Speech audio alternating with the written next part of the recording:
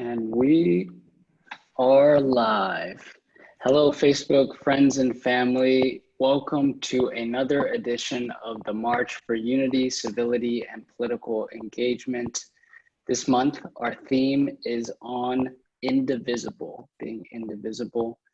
And I'm really excited to be speaking today with three awesome panelists that are experts in their respective field and have a lot of experience that I'm looking forward to picking their brains and learning more about their experiences as it pertains to our theme for the month. Before I introduce them, I want to go over a few housekeeping items. There is a Q&A box at the bottom of your screen. At any point, you can click on the Q&A in order to ask questions that will be answered at a later point in this program. Also, the panelists today, none of them are politicians. Please give them grace. They are going to be answering some questions that they are not the experts of and that they do not study on a regular basis. So please offer them some grace as they answer those questions.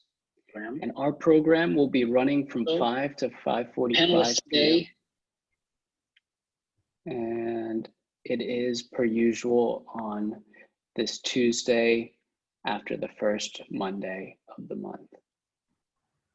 Let me go ahead and introduce my guests. I'm of course calling in from Houston, Texas per usual. Let's introduce the guest speakers. We have today Anthony Umina, who is the founder and CEO of My Community Classroom. He is in the Bay Area. He's also a chiropractor and a dance instructor. Anthony, thanks so much for coming on. Thank you for having me, Simmy. For sure. Moving east from the Bay Area to now Minnesota in the Twin Cities, John Freeby is the president of the University of Minnesota Bipartisan's Issue Group, fostering positive political discussions across the aisle. He studies engineering at the U of MN in the Twin Cities. Thanks for coming on, John. Yeah, thanks so much for having me, Simmy. I don't know if I really qualify as an expert in my field, but I'm glad to be have a good discussion. You are compared to me. You've been doing it for a lot longer than me. And I'm looking forward to hearing about the program that shares a similar spirit to this program here in the March for Unity, Civility, and Political Engagement. Moving to the East Coast, or close to the East Coast, we have Laura Green, based out of Metro Atlanta. She serves as the executive director for Tecton Career Training, a nonprofit in Clarkston, Georgia, just to the east of Atlanta, promoting professional and economic mobility for refugees through job training programs. In addition to her work with immigrant communities, Laura has also has 10 years of experience in education and organizational leadership, plus a passion for promoting equity across marginalized communities. Thanks for coming on, Laura. Hi, thanks so much. I'm excited to be here. For sure. And Laura, we're going to go ahead and get started with you with the prepared questions portion. My question to you, Laura, is Tecton Career Training brings refugees from 25 plus different countries together and prepares them to enter the construction workforce. These trainees come with the weight of their own personal journey and their own work culture, let alone that of the volunteers. What approach do you take to create a productive environment for individuals from so many different walks of life? And also, what are some best practices for forming the bonds between trainees and the construction teams / companies that hire the trainees? Yeah, I love this question because, like you said, our participants not only come from all over the world, so they come from different cultural groups, but they also represent every major religion, and sometimes even represent ethnic groups that are in tension with each other in their home countries. And so we certainly have lots of opportunity for conflict, but we tend to have pretty productive, peaceful sessions. And so we really start by setting some kind of understandings together as a group. As an organization, we come from the belief that every human being reflects the divine in their own way. And so as that, we kind of all come to the agreement that every participant possesses inherent dignity just by function of being a human being. And that means that they all have their own competencies and strengths in addition to specific areas where they're less gifted. And so we should expect that's just naturally going to happen. And so we just kind of start with the agreement that everybody's going to make mistakes. Everybody's here because they have something to learn, but somebody in the group probably knows something somebody else doesn't. And so when we start that way, we just kind of start from a place of mutual respect and understanding. That makes it much easier to move forward with humility, but also with grace. So that's the first part of your question, but I would say for the second part, having productive relationships with employers is certainly much harder because so much of that is outside of our control. But I really feel like most of this comes back to communicating clearly about what accurately to expect, both in terms of, realistically moving forward with job skills, but also in terms of having some empathy and understanding from just around where our participants come from. So understanding that, it's not that they don't speak fantastic English because they are lazy, but that because they didn't know what country they were going to be sent to, and they have lived here for 9 months. And so they are really smart and have a lot of professional skills in other areas, but are still learning. But, also making clear what their strengths are so that employers have a good understanding of what to expect, how to be empathetic and patient, but also understand why there's benefit in hiring each particular participant. So the more clearly we can communicate about those things, the better off we are for everybody.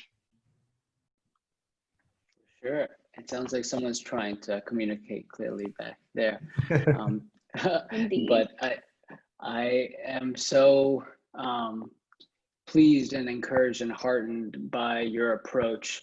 And that's something that I try to think about as a business leader as well. But before we even get into the core conversation, the core thing that we're trying to teach someone, talk about expectations, talk about backgrounds, make sure that we're on level playing field, that we know where we're coming from so that the expectations can be set and you can learn as quickly as possible. I know on paper, someone might just look at Tekton and say, hey, they're just learning construction skills. But I think you framed it really nicely to think about the context in which that immigrant, that trainer is coming, and the employer as well. So important, the work that you're doing. So for sure, Thanks glad I got plugged in with you. John, I'm going to keep moving west to Minnesota. I've got a question for you and your University of Minnesota Bipartisan's issue group. It's a student organization that engages students on various views weekly and has the motto, politics without the yelling. What are the do's and don'ts of having constructive political debate? And how do you facilitate connection between people of different beliefs? Thanks so much, Simmy. Also, thank you, Laura. That was an awesome response. I was glad to hear that. But in similar vein, actually, a really important thing to do is to take into understanding the context and background when you set up these beliefs. So some of the most important things you can do when you're starting is to always invite open political discussion. It should be obvious, but a lot of times people forget that, you're not necessarily there to convince somebody else, but if you show up, you're also supposed to be there to potentially be convinced. So you really want to invite open discussion about, anything that people want to talk about, and really have an understanding that you're allowed to talk about what you want to talk about and let the conversation go wherever it takes itself and not try to sort of pin people in.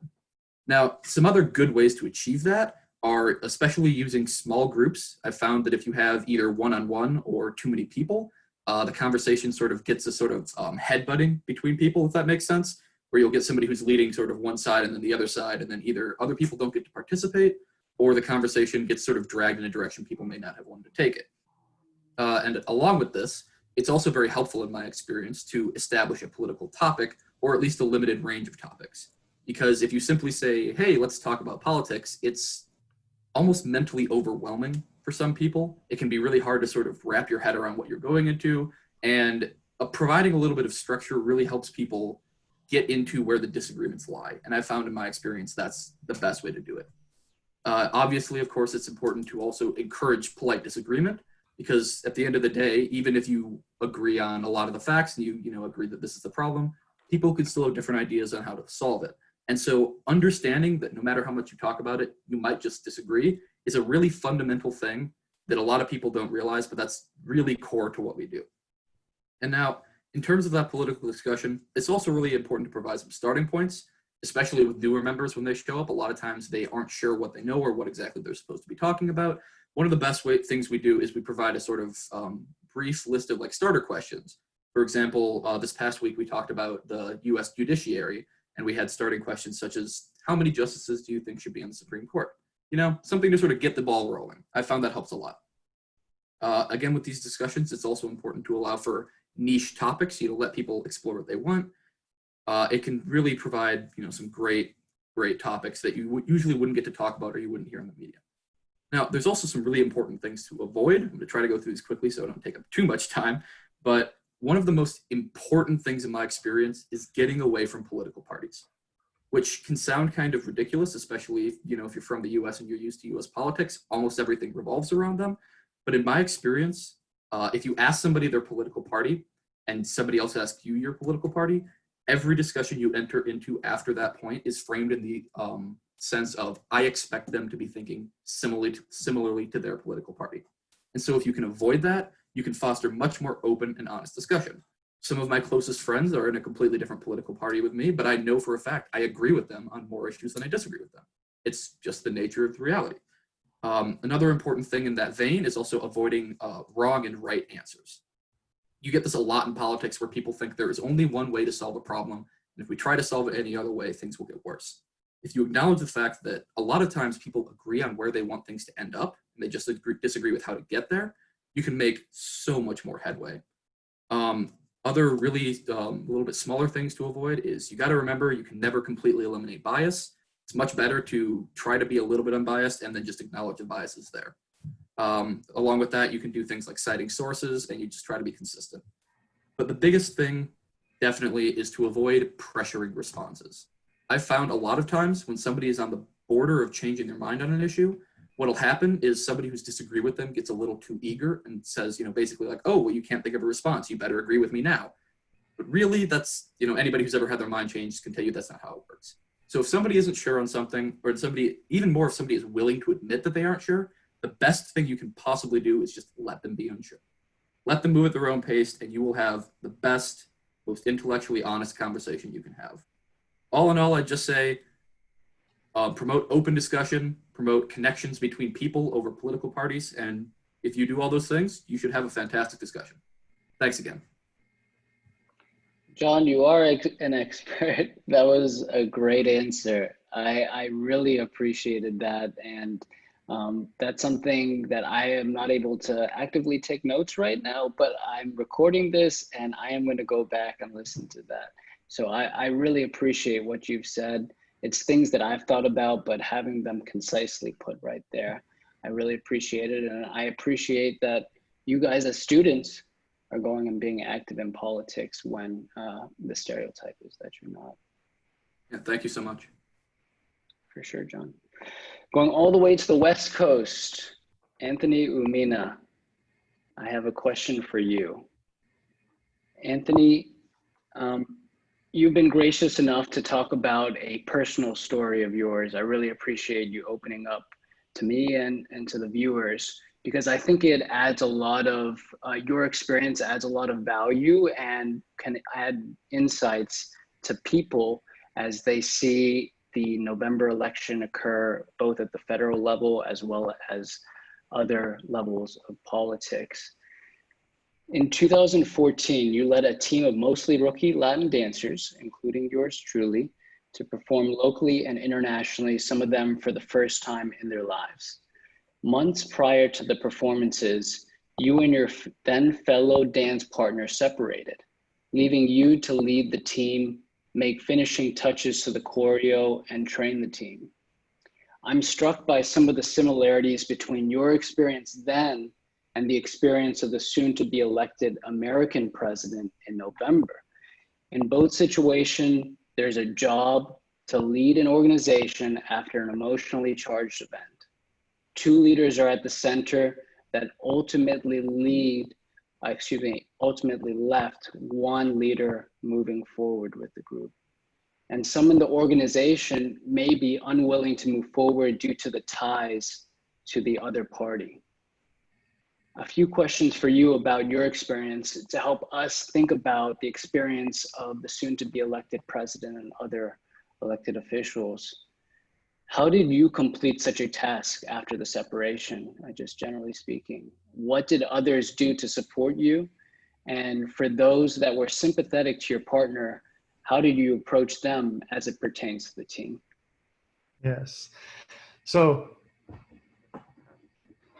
first, amazing answers, you guys. Like, I feel like I learned so much just in the couple minutes that you guys spoke. And we haven't spoken that much about any of this. So thank you for sharing. I feel like I learned a lot, and it's already kind of reframing some of the things that I have to share because it's expounding upon more knowledge. But to answer the question, generally speaking, how did I move forward? It gets to a point where, you know, we always have two paths to look at, right? We can always look to the light or look to the darkness. It's, if you've seen that meme, like someone's, you know, on the bus looking at, you know, the darkness and the wall, but then on the other side is like this beautiful sunset. We always choose where we want to look.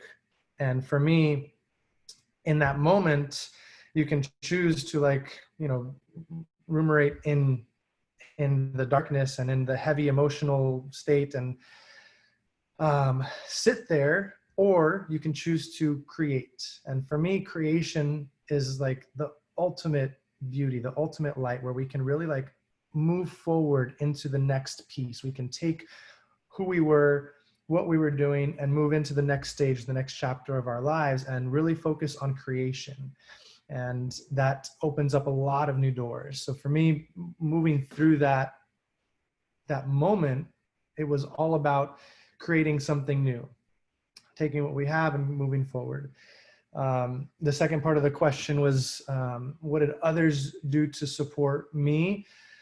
I felt that everyone was just on board, and they were there to, you know, finish the goal, finish the task. Everyone had, you know, been working towards this goal, and the goal was to perform, to be on stage. We were going to Toronto, and, you know, we had talks about it, and we agreed to like not focus on any of the outside external stimuli, and just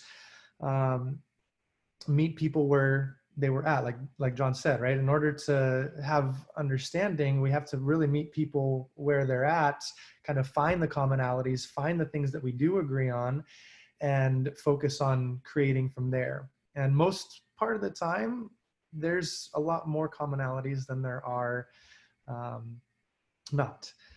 And in terms of the election piece, you know, I see the correlation where it's like there's two people that are, you know, going to be one of the leaders, and you have half the party choosing one way, half the party choosing the other way, and someone's gonna, like, a lot of people are going to be unhappy, right? It's inevitable. But again, like John was saying, I focus on it's not right, wrong. It just is. There's no good or the bad. It just is.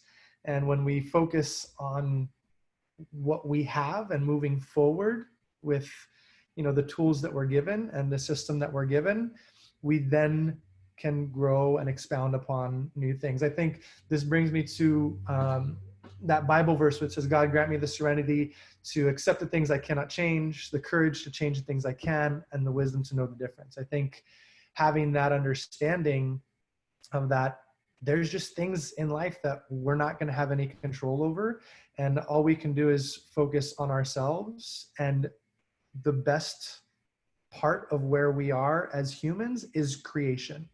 That's when we are like fully engaged in, I believe, like living out our purpose, and we're creating relationships, we're creating new experiences, we're creating, you know, things in the material world for people to share. So yeah, just focusing on creation and allowing us to be understanding of each other's circumstances, understanding of each other's backgrounds, experiences, and really diving deep in that sense of giving, right? We give to get, and we want to make sure it has this symbiotic relationship. And if we focus on that, there's always going to be plenty in the world to fulfill us if we're focusing on giving. Where focus goes, that energy flows. I like that. Yeah, Anthony, thanks so much for sharing. And from my perspective, as someone on the team, it was amazing that there was, again, reiterating, there was choreo left to be completed. I think there were some changes made. Anthony is, of course, a lead dancer, but he put on the follow dancer shoes and figured out how to do the choreo. He trained us and we performed internationally. And we were able to accomplish something that I think is remarkable, let alone the circumstances in which we were able to do it. And I do have to say, I didn't do it completely alone. I did have Maria jump in, and she was helping out and was able to, you know, kind of pick up my lack, you know, the things that I wasn't able to. Like, nobody does anything completely alone in this world. There's always support. There's always someone behind the scenes or side by side. So I have to give a shout out to Maria for that as well. Well-deserved shout out, Maria Boyson. That was she really took the ball and ran with it. So kudos to you too. Thank you for sharing, Anthony. Moving on to the next section, it's going to be the rapid fire, I agree, I disagree section. That is where the panelists will be given a prompt, and then I will go through each panelist and ask them if they agree with his opinionated statement. As I said at the onset of this event, they are not politicians, they are not subject matter experts in what I'm going to be sharing with them. And to the point that John made, I'm glad he did make it already, a lot of these topics, there's a gray area, right? What I'm asking these panelists to do is either call it black or white. And that's generally speaking, do they see it black? Or do they see it white? Do they agree? Do they disagree? And then they'll be given 30 seconds to explain their answer if there is not a consensus among them. Before I go there, if I haven't said it already, if you have any questions for the panelists, please go ahead and post those questions in the Q&A at the bottom right hand of the screen. And let's go ahead and get started in the same direction that we did the prepared questions for this first round, from east to west. So the first topic for the I agree, I disagree section is going to be partisanship. I'm going to ask the panelists at this time to pick your side, whether that you consider that a party, whether that you consider that a group of people, and then maybe another side, the opposing party. An example would be Republican versus Democrat. But it could be something, if you really care about an issue, it can be the other opposing view. The other side, insert opposition political party, is evil. Laura, you can start. I disagree. Okay, John? I gotta disagree with that one. Okay, good. Anthony? Disagree as well. Okay, moving on to the next one. My side, insert your political party, has characterized the other side as evil. Laura? You're right. The grays are really hard. If I have to pick, I'd say I agree. Okay, John? Again, gray area. I gotta say agree just based on numbers. Okay, Anthony? Yeah, I don't have a side, but that does happen. Both sides pit against each other constantly. Sure, fair. That makes this exercise a little bit more difficult when you don't have a side, but I Yeah. appreciate you playing around it and playing along, Anthony. The other side has characterized my side as evil. Laura? I agree. Yes. John? Yeah, same answer. Anthony? I guess Agreed as that's, well. yeah, Yeah. sure. And now getting into more of the specifics, the Democrats are trying to tank the American economy in order to better the chances of Democrats winning key federal elections in November. Laura? I disagree. Okay. John? I disagree with that one as well. Okay. I disagree. Anthony? Okay, cool. Well, you guys were all in consensus in the first topic, so no need to go into greater detail there.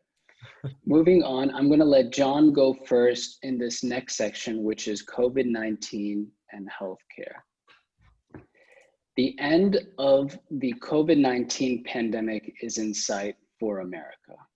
John? Ooh. And it's really great because it depends on what you consider insight. I want to say agree because I'm hopeful. Okay, Anthony? When you say the end of the pandemic, you mean like the lockdowns specifically, or? It's I don't want to give you more information than I gave John, Okay. but I'm Then I would looking say at the disagree. pan. Okay, you disagreed, John. You I agreed. disagree.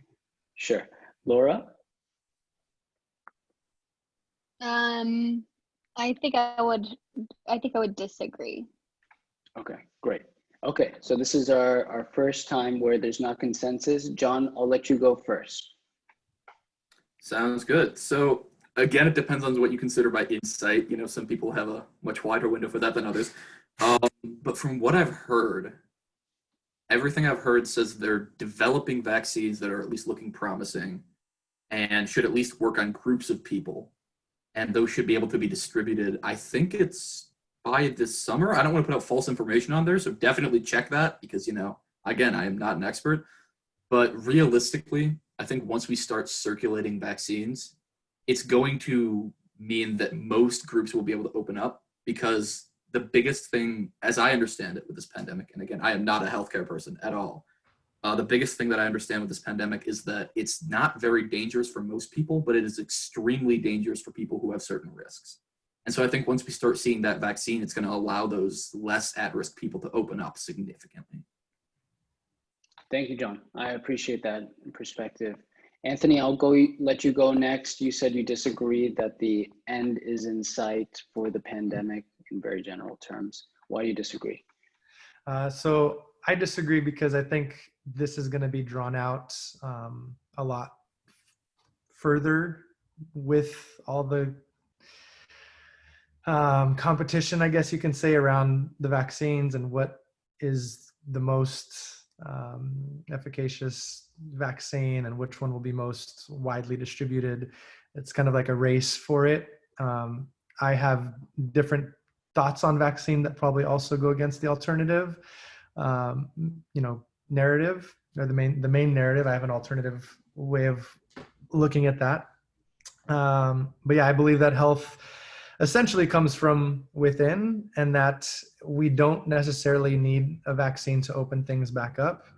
While at the same time, we do need to care for people that are immunocompromised, and we should allow people to assess their risks and make decisions and choices based on what they want their lifestyle to look like. Thank you, Anthony. Laura, you disagree that the end is not in sight, or excuse me, you say that the end is, you disagree to the statement that the pandemic is in sight. I want to be precise. Why is that? My primary objection has more to do with what we mean by the end. And I don't necessarily disagree strongly with anything John or Anthony already said. But I am, I suppose, a bit apprehensive or skeptical that a working vaccine would be widely distributed enough to have an impact on some of the communities that have the highest rates of spread in a very short time. So like John said, I would love to be wrong. I'm totally open to being wrong, but I have a lot of questions around that time period between a vaccine being available on the most general terms to being widely distributed to the most vulnerable communities with the highest rates of infection. Sure. Thank you, Laura. Thank you, everyone, all panelists. I love all of your takes, and I can see your viewpoints. This is very much a gray area and a very short statement, opinionated statement. So I really appreciate and can see each of your viewpoints. Moving on to the last rapid fire section. This is going to be on the economy and the stimulus package / packages. I'm going to start with you, Anthony, in terms of responses for this round. Corralling COVID-19 is the most important task to rebuild our economy from historic job losses. Ooh,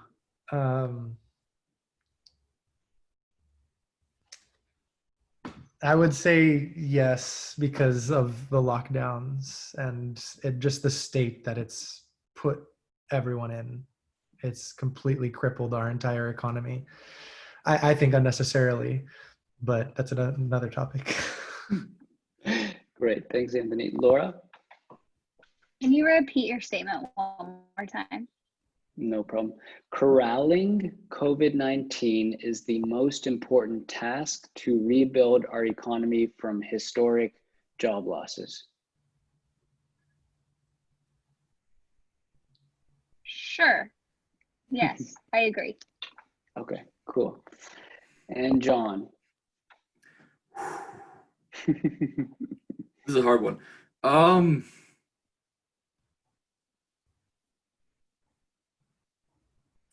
I guess I'd have to go with agree, but I'm really on the fence with that.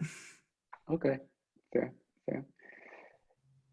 Moving on to the next one. The $600 per week federal supplemental unemployment benefits discourages employees to go back to work. Anthony.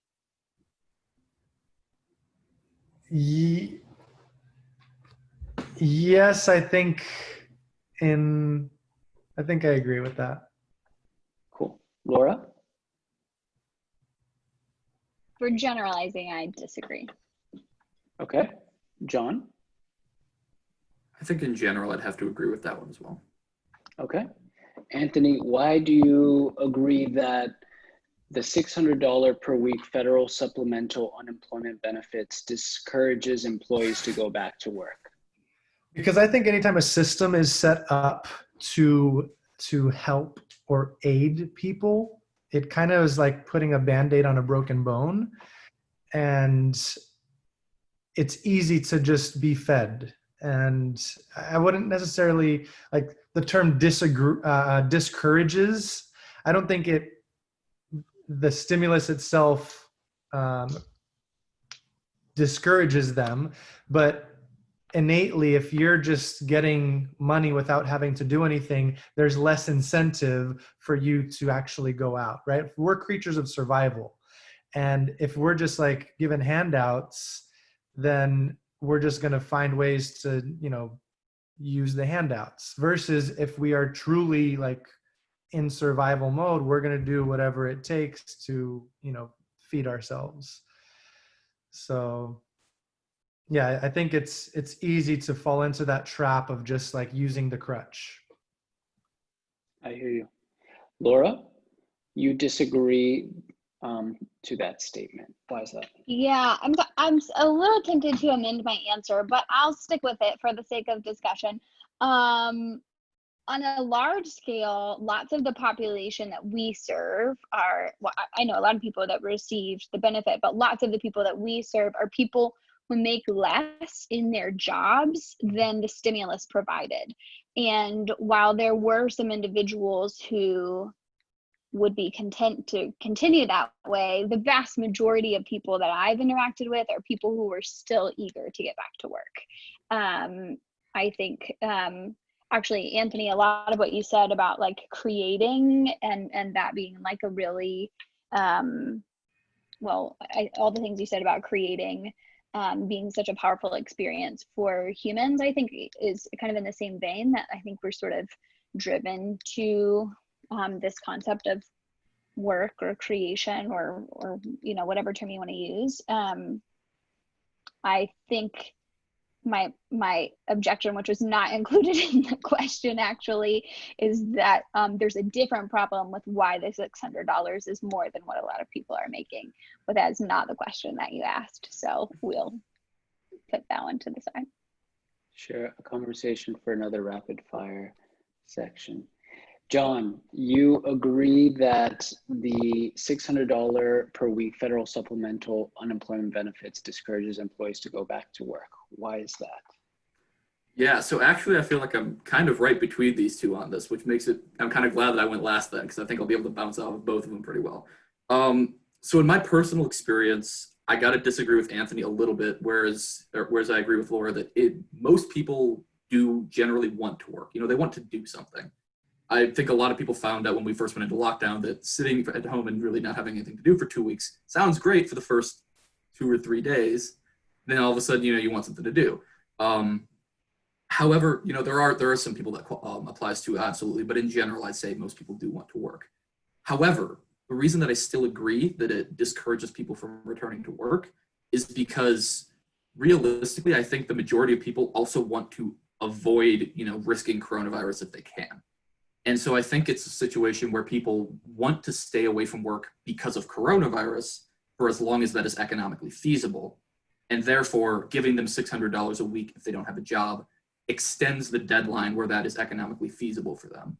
And therefore, while it's not necessarily a driving force, which is what I disagree with Anthony on, to keep them home, it increases their ability to make that decision rather than actively trying to return to work, which is what I disagree with Laura with. Thank you, John. Thank you, all panelists. Like last time, this is not a black or white. Each of you signaled that it's not just a blanket statement, and you specified why. So thank you for digging into why you think the way that you do about it and offering some more ideas for us to think about moving forward. So I do not have any questions in the Q&A. So I want to go ahead. We're actually, we have a full schedule today with me giving a short bit at the end that summarizes my reflections for the program, because today is in fact the last program of the series of 2020. But before I do, I want to go around to each of the panelists and see if they would like to give a small plug for a project or passion that they have for our viewers, maybe to get plugged in with them offline after this event. If you don't want to give the plug, no worries.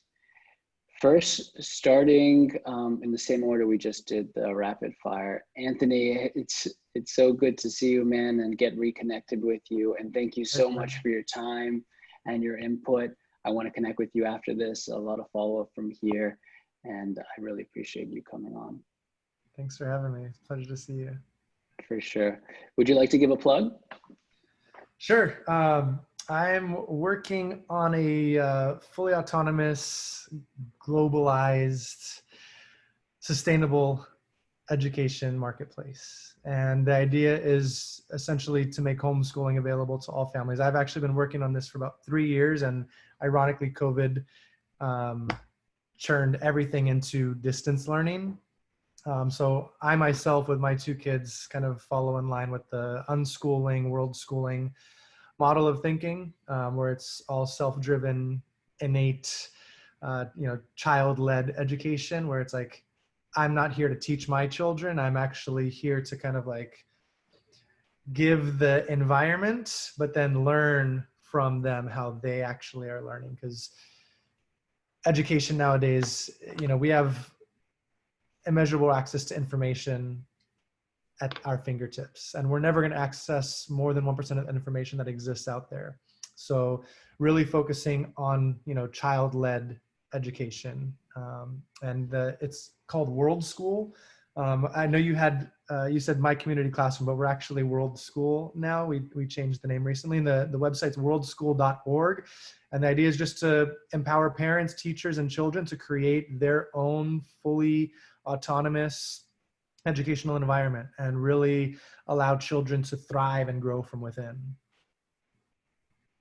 Thank you so much, Anthony. Sorry about the misnaming the company, but I'm glad that you corrected me and got an opportunity to do that here. Yeah, it's all good. Laura, thank you so much. It's been a pleasure getting to know you, I think just starting this year professionally, and now having you here on the March for Unity, Civility, and Political Engagement. It's been a treat. Thank you so much for sharing. Yeah, thank you so much. So you gave our organization a pretty great introduction earlier, but TekTon Career Training,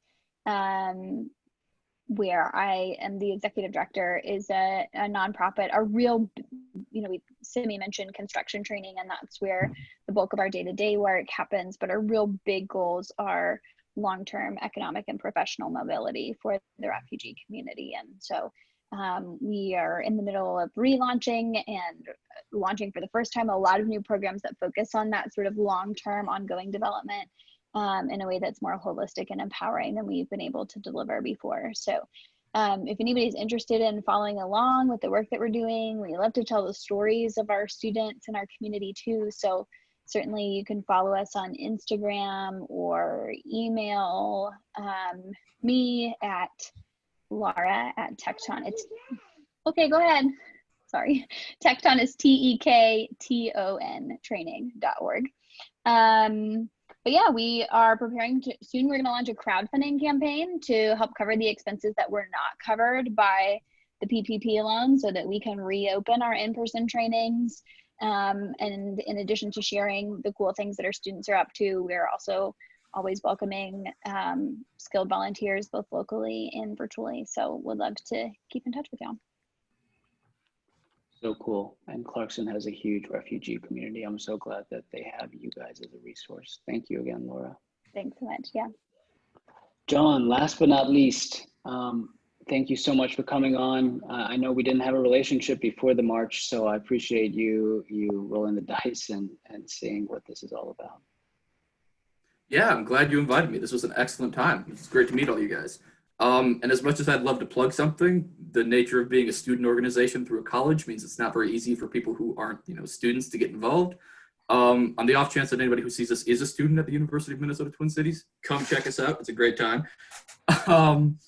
But other than that, all I can really say is there's dozens of other organizations out there that do the same thing we do. Obviously, March for Unity is doing an excellent job. This was a fantastic event. Otherwise, I know things like Bridge USA is another major organization out there that does similar things.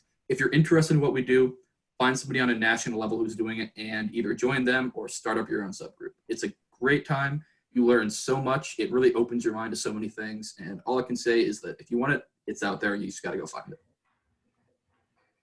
That's awesome, John. And that's a great segue into my little piece at the end.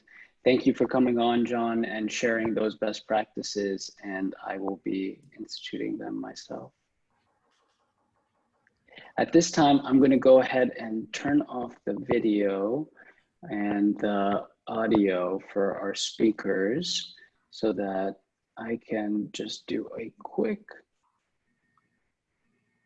summary of what we've experienced here at the March for Unity, Civility, and Political Engagement, and give my last thoughts as we march on to November 3rd, which is, of course, American Election Tuesday, in less than 30 days by my count. I marched for the first time this year to bring people together in response to the strong division experienced during the impeachment hearings of President Trump. Because I couldn't find another nonpartisan organization like John's that was demonstrating, I started the March for Unity, Civility, and Political Engagement in February and have organized in person and then virtually every month since, counting down to Election Tuesday, November 3rd. We've heard from diverse community leaders, Black to white, small town folks to big city dwellers, 20-somethings to 60-somethings, for-profit entrepreneurs to not-for-profit executive directors. Thank you, Laura. Political incumbents and candidates, queer and straight, students and instructors. Thank you, Anthony. I'm glad I got to plug all of you. Immigrants and multi-generational Americans. And thanks to the 2020 movement to teleconferencing, we evolved from ITP, inside the perimeter for the non-Atlantans out there, to a webinar panel format featuring new interstate, then international, and finally intercontinental guest speakers each month. So what lessons did I learn in my quest for unity, civility, and political engagement? Well, it boils down to a word: one. The mindset to have is that of one people. When he gave this advice, paneling on the theme Uniting States of America, Brian Halstead, an immigrant from Jamaica and real estate investor in Florida, said that there was a significant contrast in the racial divide and unity he experienced in his home country in the US. Co-founder and CEO of Kogo, New Zealand-based conscious consumer app, Ben Gleisner, echoed this sentiment with his firsthand account of his country coming together to face the COVID-19 pandemic as a standard bearer on the public health response. He witnessed Kiwis taking to heart Prime Minister Jacinda Ardern's clear call for being a team of 5 million to overcome the pandemic. With this mindset, the action to take is that of one conversation. The two president panelists that we've had prior to today, both of whom are women, reminded me of the power of this seemingly small step. The president of an Atlantan condominium owners association, Sarah Hamilton, shared her grassroots efforts to engage the association members in order to meet quorum at the annual meeting to elect the first member elected board. She did so by personally inviting fellow members to the table and sharing the importance of the COA board, Condo Owners Association board, one conversation at a time. With this march, I've seen some of the power of the grassroots movements firsthand with Atlanta President of City Council, Felicia Moore. A single discussion with Mexican business executive, Dr. Hugo Gomez, on the US-Mexico relationship and his perspective from the other side of the border gave her pause about the perceived shortcomings attributed to Mexico to stem illegal immigration, resulting in changing her take on the matter. As we wrap up this year's March for Unity, Civility, and Political Engagement series, I'm hopeful. By no means did we solve world peace or domestic demonization, but I believe that if we all take one step in our lives, in a march, a conversation, or just a mindset, we will collectively make a difference.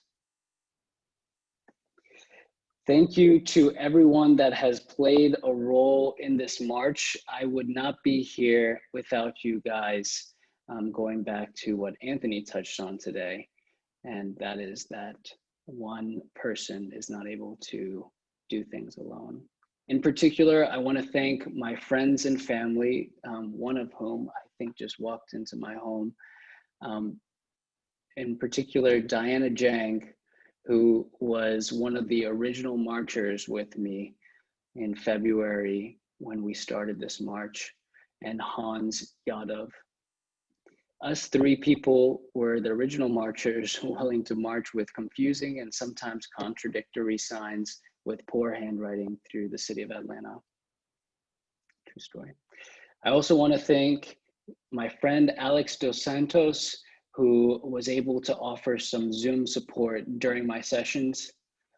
I want to thank the panelists, not just the ones this month, but throughout the series. Thank you so much for sharing. I've learned so much and I've taken notes, and I've really taken away from this program hope, and also the one thing that I need to do moving forward.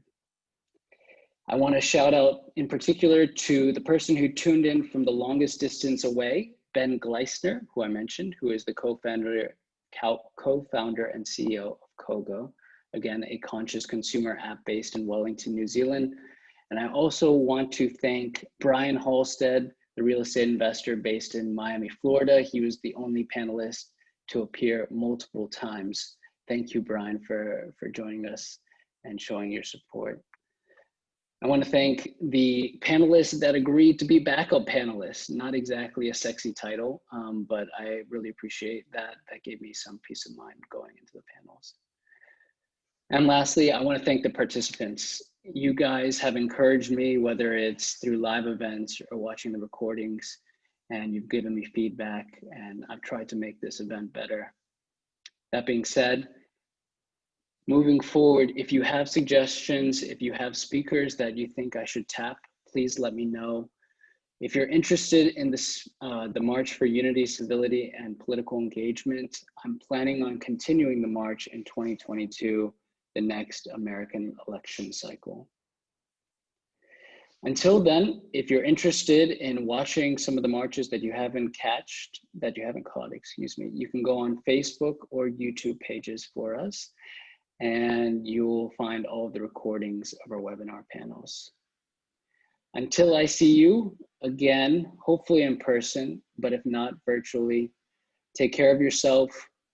We have a big day on November 3rd, but the sun will shine the next day, excuse me, and we're gonna get through this together. Thank you, and until then.